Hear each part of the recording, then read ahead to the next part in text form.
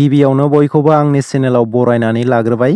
आसा खालामो बयबो मोजाङैनो दङ। दासिमनि मोननैसो खौरांफोरा जाबाय। मिरु बिसायख'थि आय'गआ 2024 मायथाइयाव जानो गोनां लक सभा बिसायख'थिनि डेटखौ फोसावना होबाय। गासै मोन 7 फेज एबा खोलोबआव लक सभा बिसायख'थिया जागोन। बेनिनो गिबि फेजनि बिसायख'थिया 19 एप्रिलाव जागोन। गासै गं 21 रायजोनि 102 लक सभा बियाबाव गिबि फेज बिसायख'थिया जागोन आरो बेनि गेजेराव आसाम रायजोआबो दंफायो। बेनि गेजेराव आसामाव मोनथाम फेज एबा खोलोबआव बिसायख'थिया जागोन। नैथि फेज एबा खोलोबनि बिसायख'थिया 26 एप्रिलाव गं 13 रायजोनि 89 लक सभा बियाबाव जागोन। थामथि फेजनि बिसायख'थिया 7 मेआव गं 12 रायजोनि 94 लक सभा बियाबाव जागोन। ब्रैथि फेजनि बिसायख'थिया 13 मेआव गं 10 रायजोनि 96 लक सभा बियाबाव जागोन। बाथि फेजनि बिसायख'थिया 20 मेआव गं 8 रायजोनि 49 लक सभा बियाबाव जागोन। द'थि फेज बिसायख'थिया 25 मेआव गं 7 रायजोनि 57 लक सभा बियाबाव जागोन आरो स्निथि फेजनि बिसायख'थिया 1 जुनआव गं 8 रायजोनि 57 लक सभा बियाबाव जागोन।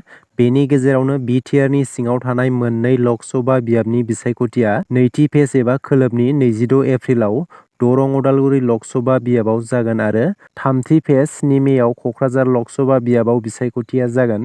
भारत नाङैनो भट साननाया 4 जुननिफ्राय 6 जुनसिम जागोन आरो बेनि फिथाइखौ फोसावनाय जागोन। हाग्रामा महिलारी बिथांनि दैदेननाय BPF दोलोआबो फैगौ लक सभा बिसायख'थिनि थाखाय बिजाथिनि मुंखौ फोसावनानै होबाय। बेनिनो कक्राझार लक सभा बियाबाव खाम्फा बरगयारी बिथां आरो दरं उदालगुरि लक सभा बियाबाव MLA दुर्गा दास बर'खौ बिजाथि महरै फोसावबाय। कक्राझार लक सभा बियाबनि थाखाय BPF दोलोनिफ्राय खाम्फा बरगयारी बिथांखौ बिजाथि फसंनायखौ BTRनि मावफुं सोद्रोमा रनजित बसुमतारी बिथाङा हामलायथि बावहरदों।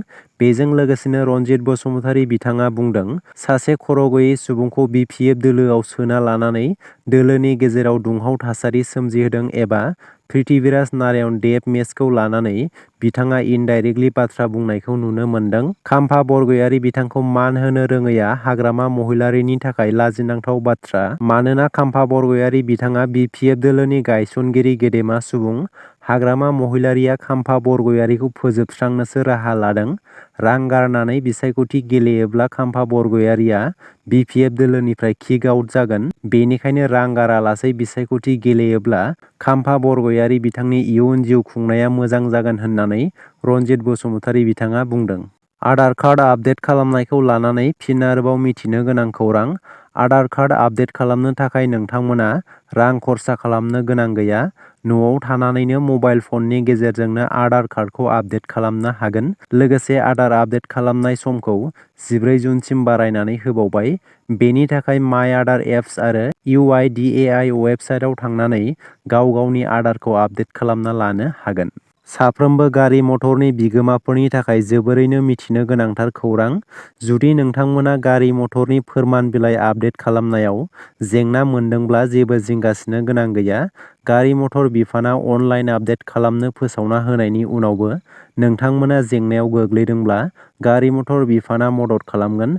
बेनि थाखाय मोनब्रै नाम्बार फोसावना होदों। बेफोर जाबाय 9127206803, 8011333013, 8822755738 आरो 8011578399।